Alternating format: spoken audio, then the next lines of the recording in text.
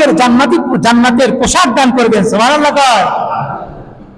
আমরা তো দুনিয়াতে কৃপণতা করি, কেউ অভাবের মধ্যে আছে তাকে সহযোগিতা করা, কেউ কারো কাপড় নাই তাকে কাপড় দান করা, এগুলো আমরা এই সমস্ত নেক আমল করতে চাই না।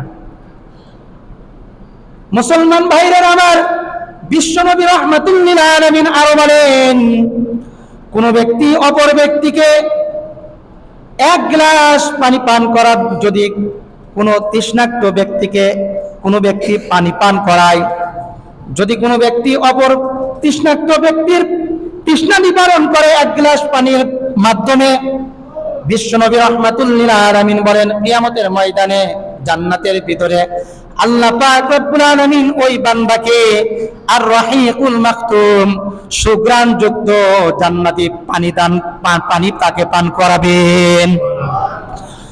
বিশ্বনবী রাহমাতুল লিল আলামিন আরো বলেন, যে ব্যক্তি কোনো অভাবযুক্ত বান্দাকে খাবার দান করবে, আল্লাহ পাক রব্বুল আলামিন তাকে জান্নাতের ভিতরে জান্নাতি ফল খাবার দান করবেন।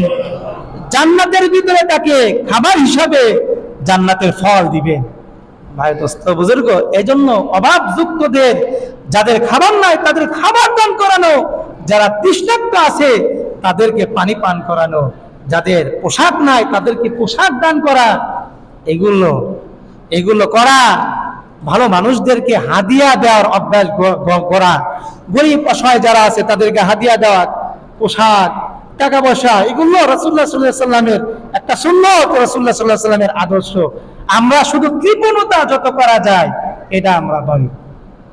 মুসলমান ভাইয়েরা আমার, তো ভাই দোস্ত বুজুর্গ, বলতেছিলাম কিয়ামতের ময়দানে আল্লাহ পাক রব্বুল আলামিন উসিলা খুঁজবেন, কোন উসিলায় আল্লাহ তাআলা বান্দাকে নাজাত দিয়ে দিবেন আমরা কেউ বলতে পারবো না।